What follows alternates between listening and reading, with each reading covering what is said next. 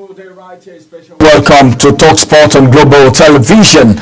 As a matter of fact, so many things happening from the world of sport, and we will be bringing you to speed with everything happening.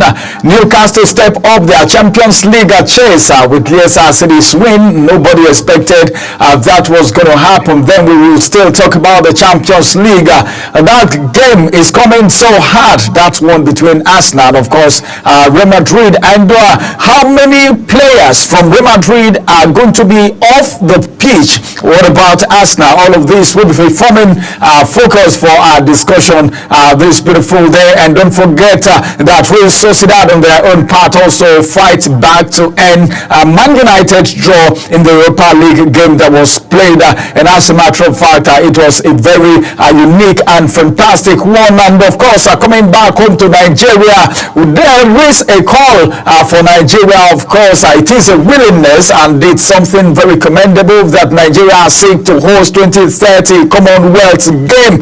Nigeria has formally expressed their interest in hosting the 2030 game, and we will talk about all of that. Are we capable? Do we have what it takes? What is the benefit of hosting this Commonwealth game back in Nigeria? We're not talking about just Nigeria here, but we're talking about Africa. And of course, we are the big brothers of Africa. So if we are hosting it, it is for the whole African side. Of course, I have my guest joining me today as we talk sports. And after this break, I will tell you who my guest is. Just stay very close to your television as we return back after this break to hit the road running, talking sports this beautiful day. Stay with us. We'll return after this break.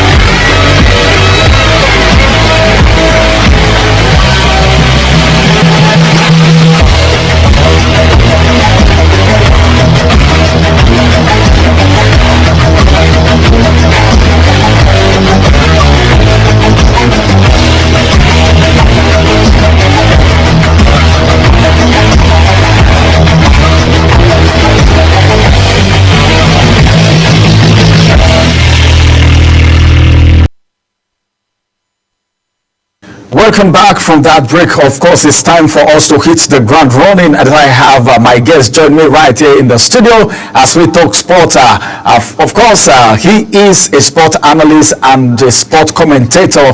Phillips Uja is right here. It's good to have you join us on Talk Sport this morning, Phillips. Good morning, Ramsey. It's good to be here.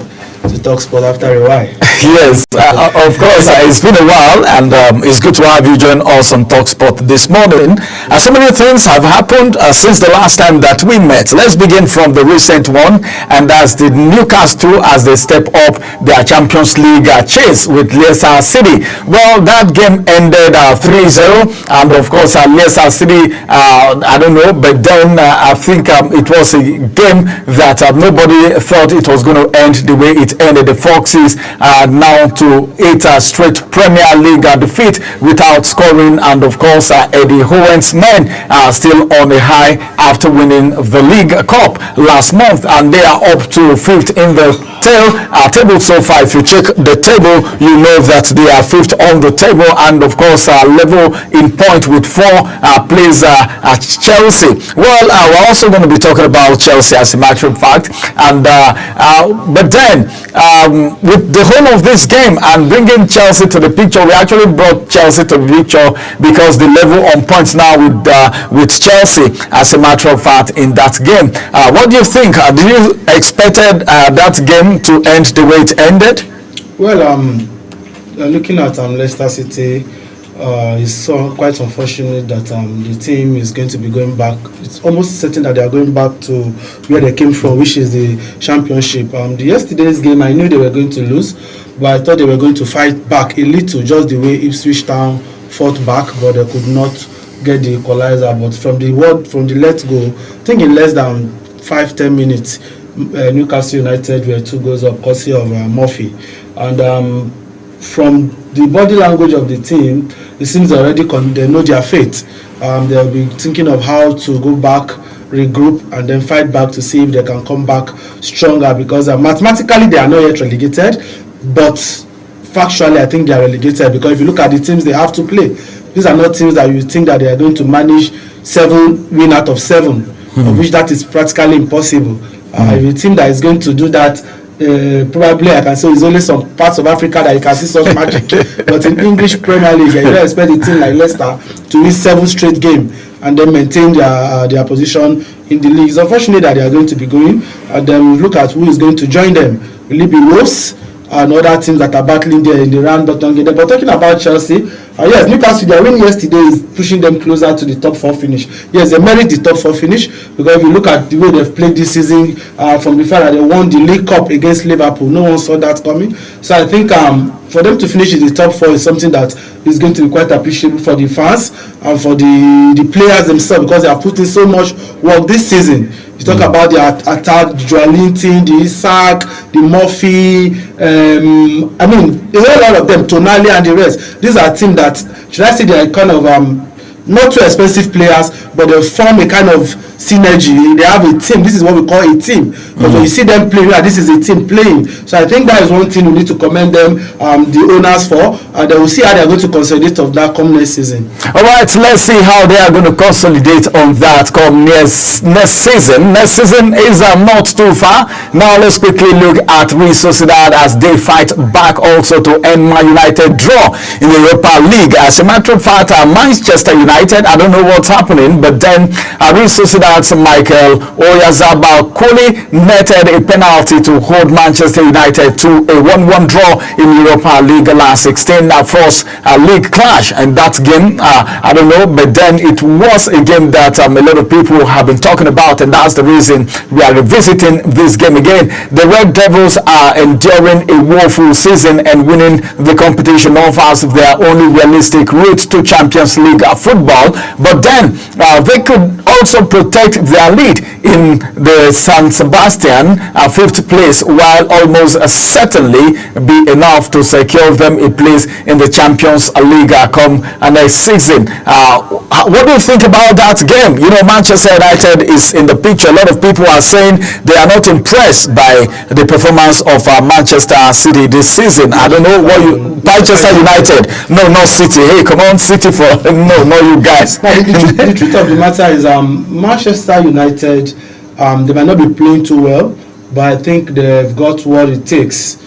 Now they are in the last 8, if I'm not mistaken, and they'll be taking on, I think, Lyon. This match, I think that was what happened in the last match, the last phase of the qualifier when they played Real Sociedad. Yeah, it was a narrow escape for them, in the sense that they came back and fought to that 1-1 draw. But I think the second leg they had a good sail, and then they qualified now to the next round. So we'll see how they are going to pick up from there, because they are going away in the first match.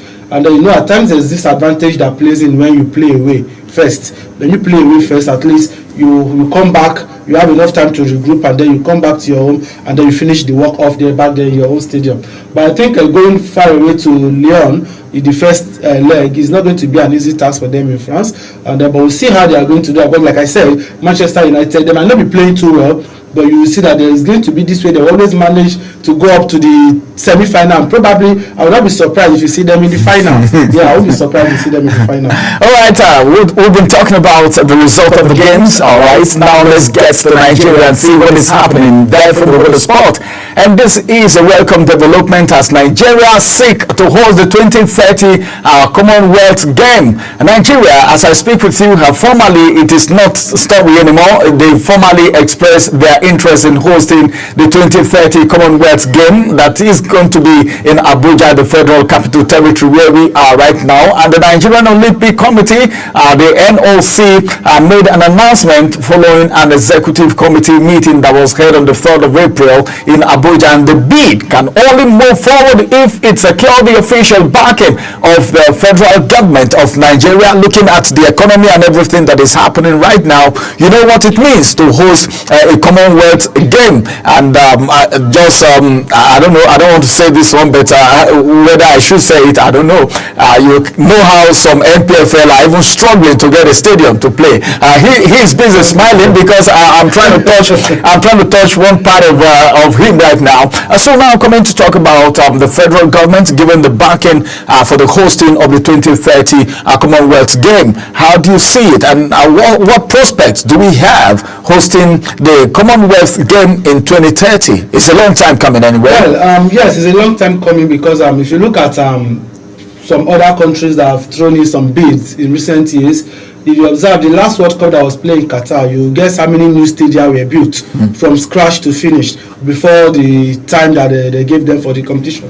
So it's something that Nigeria can do. We have the resources, we have the, what did I say, we have all the facilities, all the manpower to carry out this job. Just that there's one problem we have in Nigeria, and that has been the issue of maintenance. I was pretty young when we hosted Koja in 2009, but at least my memory could not fail me. I remember some of the world stars coming to Nigeria right here in Abuja Stadium, the likes of Tony Cruz, the likes of Ter Stegen, Bojan, the whole lot of them, they were all here. But if you go to that stadium today, you'll be surprised that you barely see some animals roaming about there. I mean, this caused us some questioning, because if you're talking about hosting 2030 Commonwealth Games, now this is 2025. What are the indices that you can see on the ground to show that, yes, this is a team that is coming up with something? If you look at teams that are planning to host, let's say, the next World Cup, not the one in the US now, the America, the one after it, they started preparing, and this is barely 8-10 years from now. And now we're talking about 2030, which is 5 years from now. What have we put in place? We learned that they're talking about building an NFF hotel or thereabout. I bet you if you go there, they've not laid the foundation. And this is kind of thing we see. We hear it on papers, we hear it on news, but when it comes to what is on ground, there's nothing on ground to show for it. There's nothing on ground to show for it, and that is to say, well, the possibility is very, very slim. But then anything is possible. If they want to get it, they can actually get it. Taking us back to what happened during Koja. Well, I could still remember. The only thing we can remember Koja for right now is the Game Village. Games Village, where is now being inhabited by some well-to-do, influential people in the society. Moving away from there, let's come back home to Nigeria. I've not seen you since your brothers played their last game against Zimbabwe back there in Uyo. You know, I'm calling them your brothers. You know what I'm talking about. But then, so interesting. That's back then. Let's talk about the new development right now, as the Super Eagles head coach Eric Chelle will use his strongest team for the international friendly that is coming against Russia. You know, they've decided to pick Russia for the friendly, and it's going to be a historic friendly, and it's going to be holding in Moscow, and that's going to be be June 6th. It's going to be on Friday, and it will be the first ever meeting between Nigeria and, of course, Russia at full international level. The coach now talking about Chile.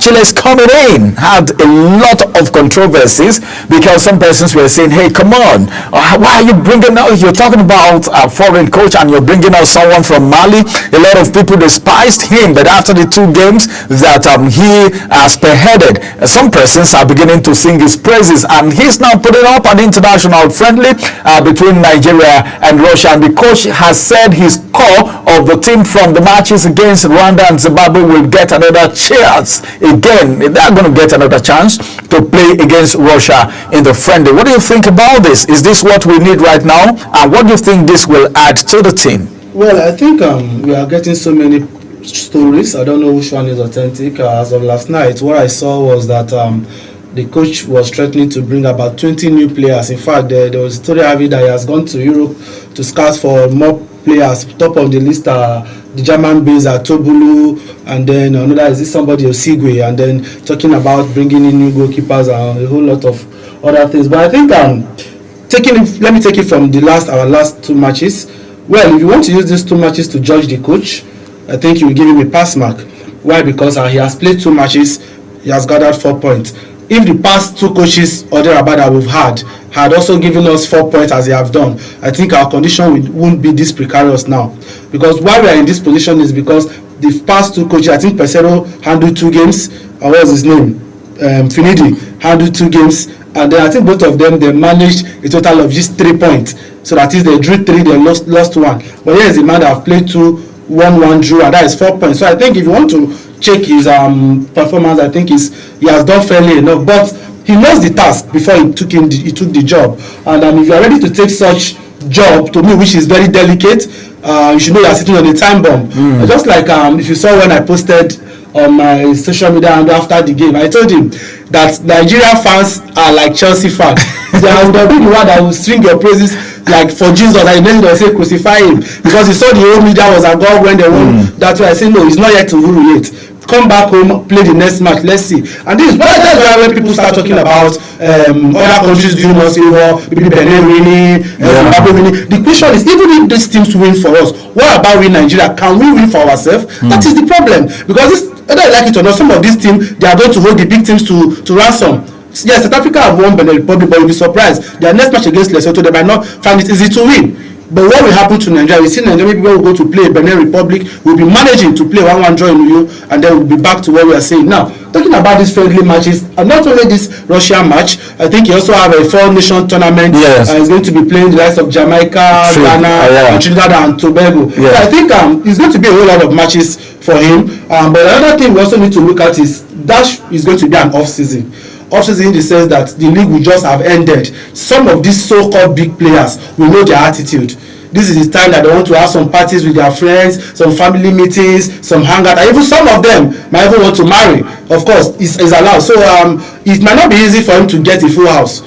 That is one thing you should know for sure. So it's better to get people who are hungry. The other players. Complement of the so-called big boys, Seaman, less of Lukman, Calvin Bassey, and the rest. He might not get them because these are friendly matches. So what he's going to do is, since he know that he has some loopholes in the team, I think for me, if I'm going to be in his shoes, I'll look for a way of calling some of these new players who will be hungry to come and showcase what they can do to the world. But another problem I have with this friendly is that one against Russia. I don't know the implication it will bring, because I know the last time I checked, Russia is still being banned by UEFA and FIFA. So I don't know if the friendly matches is not going to bring any kind of sanction on Nigeria. We hope to see how that goes. But I think the NFF knows what they are doing. Yeah, I think they must have done their home check. It's been over 3-4 years that Russia have played any competitive game. So that is just it. We just hope to see the best of their performance in those games. All right, we are hoping to see the best performance coming from the Super Eagles, but the big question is, are we really going to have all the big names in that friendly? Then, what about the stigma, the little issue on Russia at the international level? Has it been resolved? Have NFF already done their homework and their possible check. Now let's move away from the Super Eagles and come to the Flying Eagles. They are all Eagles, but then one is super, then one is flying. Now, the coach of the Flying Eagles, as a matter of fact, has named 35 players for their initial training in Abuja. And as a matter of fact, Ali Zubairu has named a 35-man squad for the team's final training camp ahead of the 2025 African Under-20 Cup of Nations. And the 7-time African champions will also relocated to Abuja for the training, and that started yesterday. Their campaign started yesterday, and the core of the squad comprises of players who featured in the Nigerians' victorious campaign at the WAFU B Under-20 Championship held back there in Togo. That was last year, taking you back memory lane. Notably, among them are the likes of Daniel Bamei, remember Ebenezer Harcourt, Adamu Megari, the likes of Kenneth Igwoke, and even Said Mohammed will also be in that game. And also the likes of Suleiman Alabi, that's Jojo now, Nasiru Salihu, Olise David, and a host of other players. And we are even going to have 7 foreign-based players who have also been called up to join the camp. Now, sometimes Nigerians will tell you, well, if the Super Eagles can't make us happy, the Flying Eagles should do. Sometimes they'll tell you, well, we even believe in the Super Falcons. If it is the Super Falcons, we don't need to pant so much. Now, what do you think about this? This took my mind to what happened, I think last week, when it was reported that the youth team of Chelsea defeated the main team 3-0. And in my mind, I was just like, why not just take this youth team to go and prosecute the match and the upcoming matches? I mean, that is by the way. After the program, personally, I'm going to the camp to see their training this morning, to see how the players are faring. 35, that is a whole lot. 35 players is a whole lot. So I think the coach is going to have the business of trimming down at least about 18 players, because for this competition we are not allowed to go with more than 18 players, not the usual 23. So I think he's going to have his handful. And then for the 7 foreign base, we'll see how their clubs are going to manage their release, because this is not off season, so getting their release at times might be difficult. I still remember far back then in 2005, the Mikel Obi, Chelsea issue, and a whole lot of them. Releasing them for major tournaments has always been the issue. So I think, but they have some good players in this squad that have stayed there for long. The likes of Daniel Bamei has been there. He has been the captain of the team. I think he has even been called up to the Super Eagles at a time. So I think he has gathered a lot of experience, like of Kenneth Igboku, the one from Rangers. He was also in the past Super Eagles when Finidi George was the coach, and a whole lot of them. So I think I'm going to let's watch their training, and we're going to see what they have in stock for us, and then going to the what's it called, the tournament proper. We are going to have a whole lot of high hopes from them, because as the moment, since the Super Eagles are not flying as we expect, let's see how the Flying Eagles will fly for us. All right, the Super Eagles are not super yet. We're still expecting them to get super. Let's talk about some of the players in the Super Eagles a little bit. The likes of Alex Iwobi, Calvin Bassey, who are doing fantastically well in their places right now. I'm not disputing the fact that the likes of Lukman, our almighty Osimhen, are also doing well. But the reason why I want to talk about Alex Iwobi this morning is because he's the first Nigerian to hit the 30 goals assist in EPL and of course Eagles play. As a matter of fact, that is one. Then you begin to check his performance in all the Super Eagles games that he has played so far. That's for Alex Iwobi, and a lot of people are singing his praise as the Nigerian record over 30 goals and 30 assists in the English top flight, where he's flying his trade right now. Then we move away from there and also talk about Calvin Bassey. Something is happening. Newcastle's legend backs Bassey to reach Van Dijk's level, and I was like, well, it's a possibility, because this is a game. It's a matter of time. And so what would you have to say about players' commitment when it comes to the Super Eagles? Look at how fantastic these guys are doing. 30 goals. Then come talk about Bassey, who is now being equated to the level of Van Dijk. All of us know who Van Dijk is. So what would you have to say about the players' commitment when it comes to home games? I think it's only in Nigeria here whereby fans, journalists, and sports personality cause to question the level of commitment by these players. Now, if you ask someone like Iwobi or Bassey that what has been your high point, the high point of your career, most of them will tell you is playing for their national team. So I don't see any reason why you feel somebody that should I say have this kind of zeal or courage to represent his country. Why will you feel that when he comes to play he doesn't give his best? I don't think there will be any player that will not want to give his best. Someone say maybe he came with his spare boots. They all came with their best. What we just need to look at is so many factors that might have hindered their play. Now, mind you, these players are coming together for barely 3 days to play matches. They come together for barely 3 days, and then they have a lot of factors, the pitch, maybe the weather, or so many other things. Because if you ask these players, a good number of you saw them when they played against Rwanda in Kigali. They gave their best. But just that some other times some of these players, due to one or two lackadaisical attitude for one of the players, and then you might see an opportunity, just like we say, mistake brings goal. Like the last game against Zimbabwe, we all knew how the goal came about. Two notable players were to be blamed in that goal. That was Ekong and the goalkeeper. Ekong took responsibility. He apologized. Yes. So now some of these things happens, and that's why I do say this, that over reliance on one player is not too good. But you're saying the same thing now. Over reliant on a player is not too good. But now, I have my reason for saying this. After that game, we got an inside report that Ekong was not too fit for that game, but the coach chose to play him because he was the captain of the team. And remember, this same thing we have the new Benue invitee, Ogbu Igor was in the team. We have a Jordan Toruna Riga in the team. I have a whole lot of them. I mean, if the captain is not doing too well, there's nothing wrong you removing him during the halftime break and then bring in a fresh leg. But the coach chose to manage him. We saw that all through the AFCON he managed to play with injury. We all knew, but at least that one he proved himself. But this game, these are qualifiers. We are in a dead situation that we need these 3 points. And then you have this kind of players managing the one-leg player up to you can see that he was so rigid to turn with the players, and it was glaring clear. So I think some of these things I don't blame not the whole team.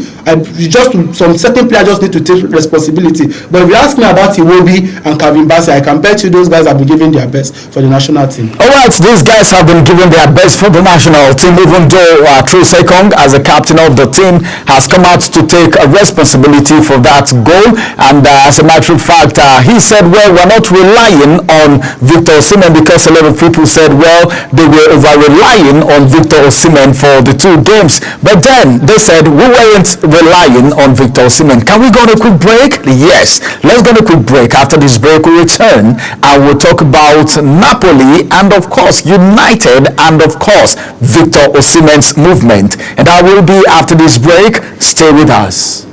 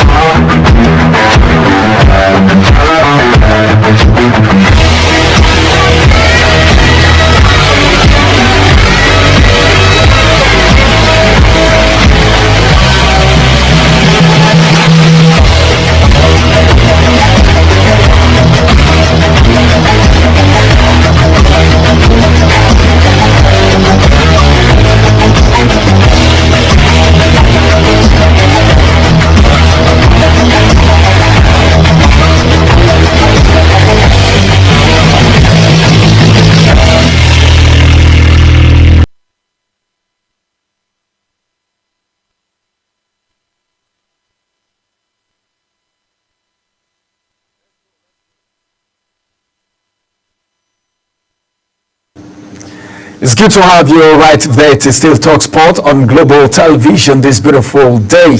Our first, Phillips Uja, a sport analyst and a commentator, has been doing justice, and we've been talking sports together, including you that is right there.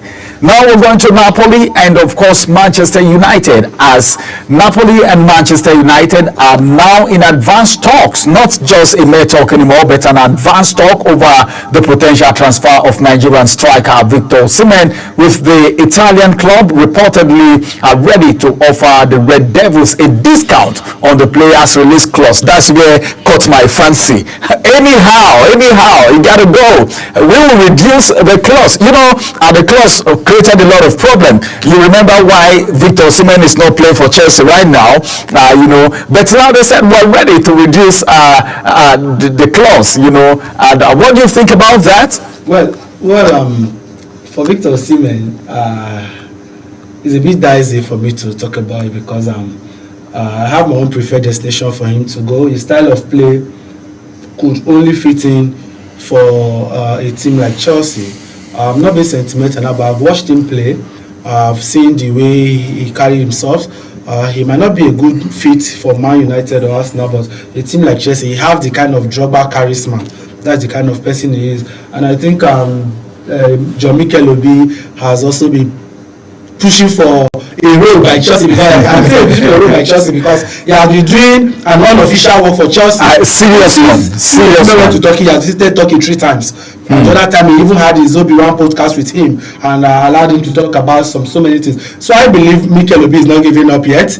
And then for the fact that Osimhen have also admitted that he's a Chelsea fan and the Drogba is his idol while growing up. So I think that the Mikel and the Drogba factor might play some little role in convincing him to come to Chelsea. But the only problem I have is what really happened in the last transfer market. I think he's still having grudges with what has happened to the way the club took him and then some nonchalant thing from the agent and the whole lot of them. But I think the whole thing, the whole Manchester United coming into the picture is a good one because if it's going to be something to watch out how Chelsea and Man United will go for him. The last time it was between Chelsea and the Saudi Arabian based club, but now it's going to be between 2 English teams. So wait to see where it's going to go. But I know that Osimhen might likely leave Galatasaray this season, even though the Super Eagles captain, or should I say the former Abed Musa, have come to say that stay where you are being appreciated. So he's telling him that he should remain put in Galatasaray. That in Galatasaray they worship him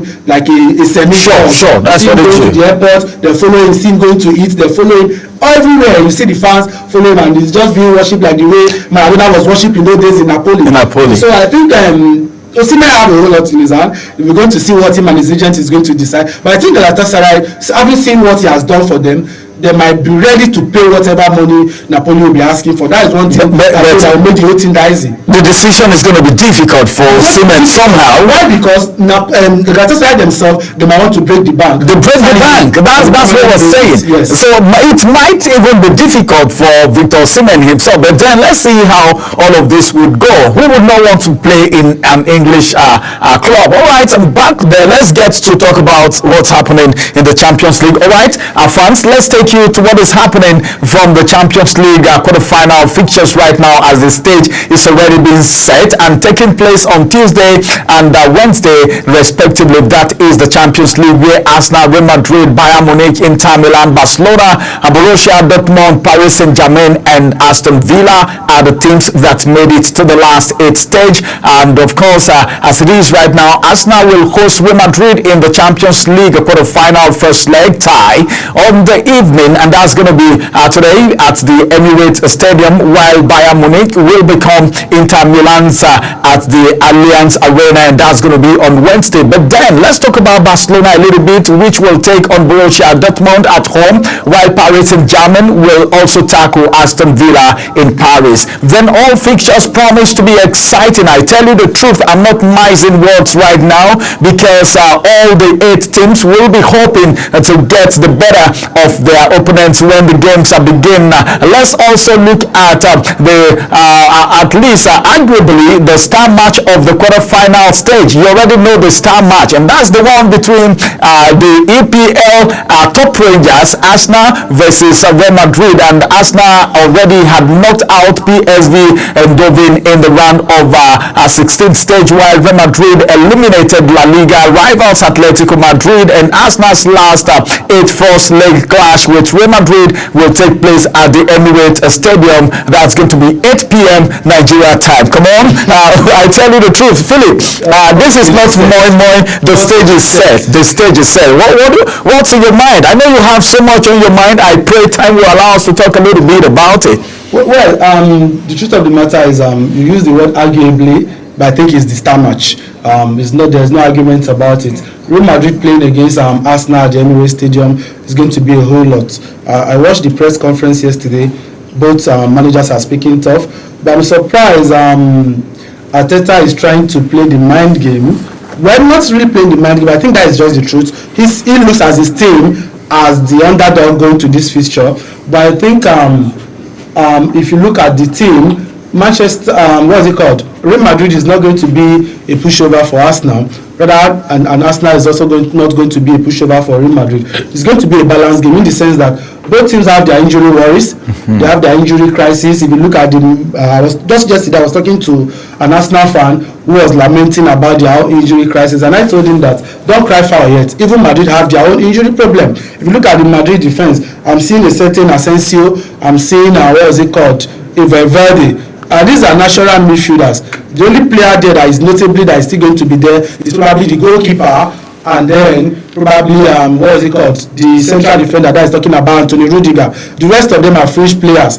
Even Mendy is injured, Cavaja is injured, Alaba is just coming back to fitness. He has not been playing, and so if you look at both teams, both of them have injury crisis. So I think it's going to be a balanced game, and Arsenal in the last game they had a smooth run because they played the PSV Eindhoven. So I would have said this might be their toughest clash. But rather for Madrid, they had a very huge task when they played against Atletico Madrid. But thank God they escaped through that hurdle. So another hurdle is before them today, and that is for Arsenal. As an English, an English club supporter, I would prefer Arsenal to win to increase the slot for the English team. That's going to be difficult. It's going to be they are playing against Real Madrid here. Real Madrid, we're talking about Real Madrid. The reason why I say Arsenal is because Aston Villa, which is another English team, because the cause is that if any of this English team win this round, then for next season's Champions League, the English team are going to have 5 slots. That has been the slot. So if Arsenal should win or Aston Villa should win, but we know that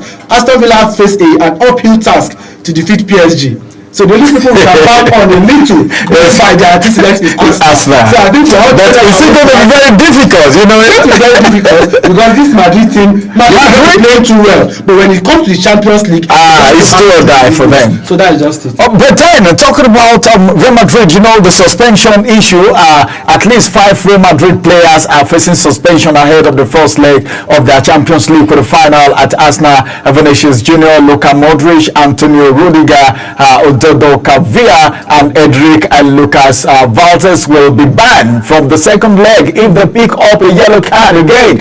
Don't you think that's going to affect them? I know you really want an English team to win, but then is it a plus for the English team? Well, even before this game, there were issues about some of these players risking being banned for the gesture they made, if you remember. Likes of what's his name, Rudiger, Mbappe, and there were about 4, but they were cleared. Rudiger was fined, and I think the fine has been paid. But now, for all these players that are already on a yellow card, they are going to play with caution. Definitely, it's going to affect their play, because if you ask me, when you have a player that is on a yellow card and risk being banned for the second leg, it's going to play with a whole lot of caution.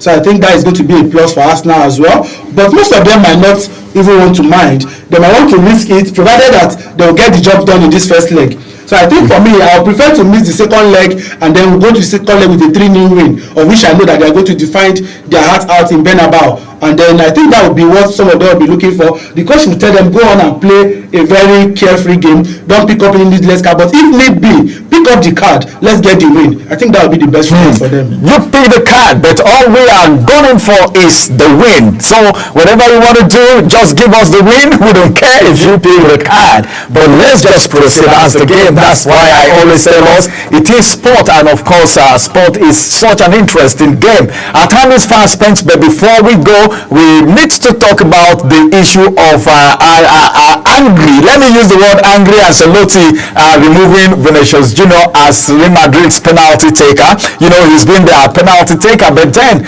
the manager has already removed Vinicius Junior as the team's designated penalty taker. According to the report, Kylian Mbappe will take the spot kick from next match. Why is he angry? Anyone can actually miss penalty. Well, for a team like Madrid that is star-studded, I'm even surprised that just a player is being delegated to play penalty, because the last time I checked, Modric is good in taking penalty, Mbappe is good in taking penalty, the English guy, what is it called? Bellingham also good in taking penalty. So if you have a star-studded team, just single out a player to play, I think it won't be good. What the coach should have done is this.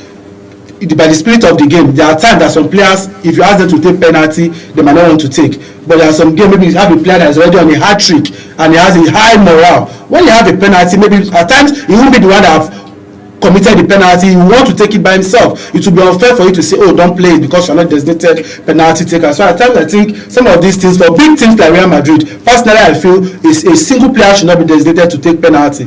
Any player that is, as the spirit leads, should take it for the team. All right, as the spirit lead, should take it for the team. Well, our time will fail us to continue with the rest of the story. But then let me just inform you that Manchester City's manager Pep Guardiola has stated that he wants Matheus Nunes to develop into a right back, as he believes that the player is not clever enough to play the midfield role that he has held throughout his career, that he should be changed. Well, our time will fail us. We can't really talk about this, but there are so many things to talk about on Talk Sports today. But how do we turn back the hands of time? We can't do that. So many thanks to you, Philip, for adding your voice to the conversation, Talking Sport this morning. It's always a pleasure to be here. All right, viewers out there, this is the much we will be taking from the world of sport. But then, no one is ever tired of listening or watching sport shows, because sport ignites, sport unites, sport day and night. There is never a time that they said, well, this is double dose, and of course, it's an abuse when you watch and participate in so much sport at a time. Well, we'll come on your way again with the next edition of Talk Sport on Global Television. Remember that Global Television is on DSTV channel 365, the start times 276, and you can download the Global TV Nigerian mobile app on iOS and of course Android devices from the Play Store, so that you can follow all our broadcasts from anywhere in the world. My name is Ramsey Enoch. Many thanks for staying with us and Talk Sport this morning. We'll see you again. Bye bye for now.